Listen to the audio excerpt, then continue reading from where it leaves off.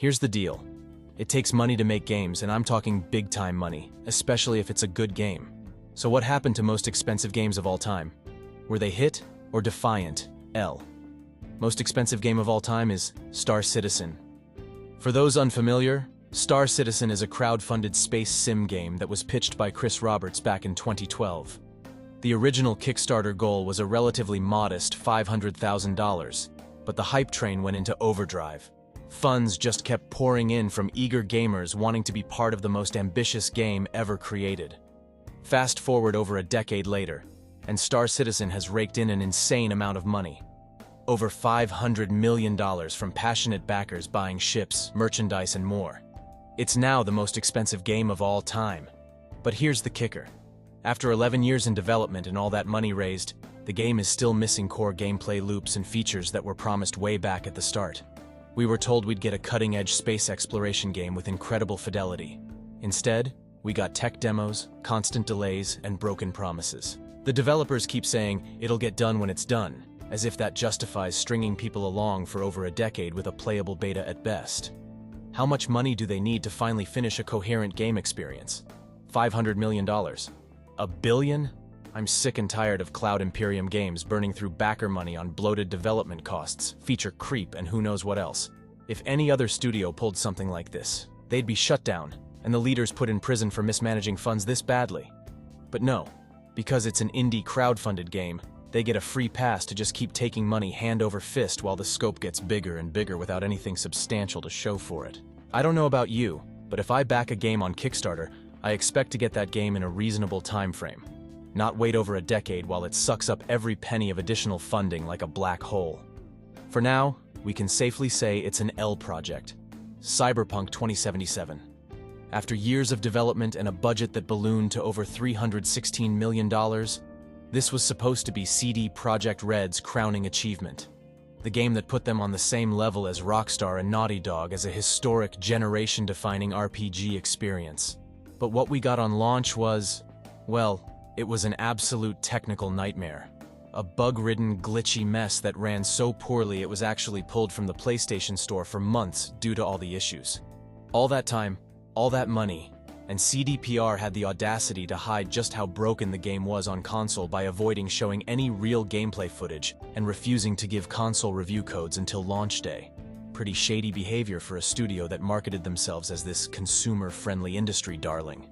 They knew the release was going to be a train wreck, but persisted with the launch anyway to stop hemorrhaging more money into development. Just a total disrespect to the fans who supported them after The Witcher's success. But the technical issues were just the tip of the iceberg. Even when you could play Cyberpunk without it crashing every hour, the game itself was a shadow of what was promised. Laughably stripped-down AI behavior, a short-lived main story, and a static open world that lacked any real depth or compelling content outside of mindless side quests. This was supposed to be our some games sci-fi RPG experience to rival Deus Ex and Fallout. Instead, we got an underwhelming last-gen feeling checklist of filler content in an admittedly gorgeous-looking open-world shell. $316 million. Over 8 years of development. This was one of the most expensive games ever made. How did we end up with such a colossal disappointment after all that time and money? Did the higher-ups at CDPR just go on a non-stop cocaine bender and dumped half the budget into a pizza budget? Maybe we wouldn't have these broken, overhyped messes if game companies stopped selling people unrendered bullshit vertical slices and promises they can't keep, instead of focusing on making a solid game first. But we could say the game is decent now, but still I would say L for its budget. Now the most marketed game ever, probably. Back in 2009, the original Modern Warfare helped revolutionize the first-person shooter genre and established Call of Duty as a true gaming juggernaut. So when it came time for the sequel, Activision was not playing around. They reportedly spent over $200 million just on development and marketing for this game, outspending the budgets of most Hollywood blockbusters. And my God, did they market the hell out of this game too. It was absolutely inescapable in 2009 with that iconic skull balaclava image plastered everywhere from TV commercials to website ads to billboards and the sides of trucks and buses. They even had a full-on military airlift stunt in the desert to drive up the hype. Activision was determined to make Modern Warfare 2 a literal mainstream cultural phenomenon that transcended gaming. But you know what?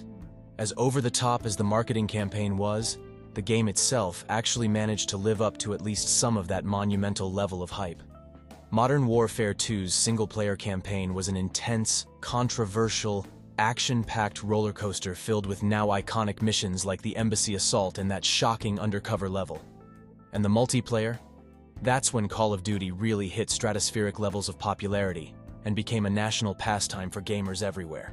Leveling up, unlocking camos and attachments, frantically knifing people, screaming profanities. It was absolute mayhem in the best way. This thing sold over 25 million copies and made well over $1 billion in revenue. Those are box office numbers you pretty much never saw for video game sales back then. For a few years, MW2 felt like the biggest entertainment property in the world. Look, I know a lot of people will rag on Call of Duty now for just endlessly rehashing the same gameplay over and over. But man, during its peak with MW2, this series absolutely captivated millions of gamers and non-gamers alike in a way few other franchises ever have. When you look back at just how enormously hyped and marketed this game was, it's honestly shocking that the final product was as universally beloved and lived up to at least some of those lofty expectations. Proper W in my book. Next one. After the first Last of Us game was an undisputed masterpiece and Sony's crown jewel of the PS3 era, expectations for the sequel were understandably through the roof. Naughty Dog hyped this up as their biggest, most ambitious project yet. A staggering $200 million budget and over 7 years of development time. This was supposed to be Naughty Dog's magnum opus, a true culmination of everything they had learned about cinematic storytelling, immersive worlds, and pushing the boundaries of what's possible in-game. The pre-release marketing only further stoked that hype train, with slick trailers showing Joel and Ellie's tender reunion after years apart. The relationship between these two beloved characters was heavily teased as the core emotional anchor of the whole experience. So you can imagine how polarizing it was when that ended up being, well, kind of misleading based on how the actual story played out in the final game. I'm going to do my best to make this spoiler-free, but let's just say a lot of people felt hugely misled by the advertising. Once the leaks hit, the discourse around this game turned straight-up toxic as fans harshly divided over Naughty Dog's bold, brutal story direction that upended the first game's endings. You had players who thought it was an ambitious, challenging deconstruction that subverted gameplay revenge stories, while others felt it was an absolute misfire that dishonored the characters, particularly through some very controversial decisions. But with that said, you can't deny Part 2 was a staggering technical achievement in its authentic, lived-in open-world environments and hauntingly realistic graphics. The gameplay felt sublime too. Naughty Dog's signature cinematic experiences melded with tense, unforgiving survival horror stealth action. And that's what makes Part 2 such a damn frustrating missed opportunity in my eyes. They had every advantage, an unlimited budget, all the tech, an all-star team at the peak of their talents. Yet for every boundary they pushed in certain areas, there were aspects that fell flat or outright alienated big chunks of their fanbase. Instead, thanks to some highly controversial creative decisions, it's destined to just be this deeply polarizing game that divided people down the middle. For all the things Part 2 did brilliantly, it just didn't stick the landing in the way I'd hoped to earn its place among the medium's true elite iconic experiences. I would say it's an L, could have been better.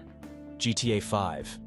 When this game dropped back in 2013, it was revealed just how astronomical the costs were to make this open-world opus a reality. Conservative estimates put the budget for GTA 5's development and marketing over $265 million. To put that in perspective, that's more than most Hollywood blockbuster movies at the time cost to produce. But goddamn, Rockstar Games wasn't messing around and making sure they delivered a video game world that was bigger and better than anything we'd ever seen before in the iconic Grand Theft Auto franchise. And you know what? They absolutely nailed it.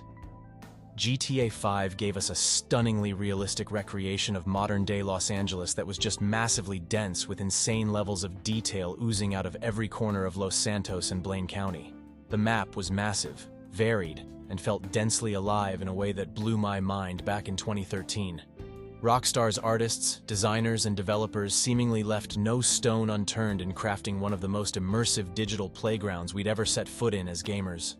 From the beautiful beachside vistas, the towering downtown skyscrapers, to the smog-filled industrial wastelands, Los Santos felt just as authentic as any real-life American metropolis. Look, I could honestly go on and on gushing about everything GTA 5 got so insanely right as what was Rockstar's biggest, most expensive game ever at that point. It was such an incredible technical and creative achievement that it ultimately ended up being worth every single penny of that $265 million budget. Holy W in my book. Halo 5. After Halo 4 helped kick off the Xbox One generation with a bang, anticipation was sky high for Master Chief's next big adventure in the iconic sci-fi shooter franchise. We're talking a rumored budget of over $500 million between 343 Industries' development costs and Microsoft's insane marketing spend. $500 million. For that kind of investment, you'd expect Halo 5 to be a true generation-defining masterpiece that pushed the series forward in ambitious, epic ways, right? Well, that's not quite what we got. Let's start with the biggest letdown. Halo 5's campaign was surprisingly bare-bones and lacking in content compared to previous entries. Despite the presence of new Spartan Locke as a co-protagonist, Chief's story just felt surprisingly sparse without any real memorable story moments or levels beyond that Guardian unveiling opening mission. It honestly felt like more content was planned, but then cut due to time constraints, because there just wasn't much meat on the bones here. For a franchise known for its compelling sci-fi world-building, the lightweight story left a lot to be desired, and felt like a huge missed opportunity. And let's not even get into how deceptive the marketing was, putting Master Chief front and center only for you to spend a good chunk of the game actually playing as the new Locke character instead. It really disrespected longtime fans by pulling that classic bait-and-switch tactic. I totally get 343 wanting to introduce new protagonists to help carry the franchise's future, but doing it at the expense of sidelining one of gaming's most iconic heroes was a bizarre choice that understandably upset people. To Halo 5's credit, the multiplayer was a return to form with tight, addictive arena shooting that captured the trademark 30 seconds of fun gameplay loop that made the series such a phenomenon back in its Halo 2 and 3 glory days. The new movement abilities added some freshness while still keeping that quintessential Halo feel intact. And they at least nailed the graphics, with Halo 5 being a gorgeous technical showcase on the Xbox One hardware at the time. But it always circles back to how much of a missed opportunity this game represented in the end. With Microsoft giving 343 Industries the keys to the toy chest and handing them likely the biggest budget in video game history, you'd expect them to go all out in delivering an absolute must-play sci-fi epic. Instead, Halo 5 ended up feeling like a pretty underwhelming package overall. Even with that amazing multiplayer, it fell well short of recapturing the single-player magic that made the original trilogy in games like Halo Reach so beloved. I'll say, another L common, Xbox L. If you dug this video, go ahead and hit that like button. And subscribe. Thanks for watching, gamers, and I'll catch you all on the next one, 'cause there's always next one.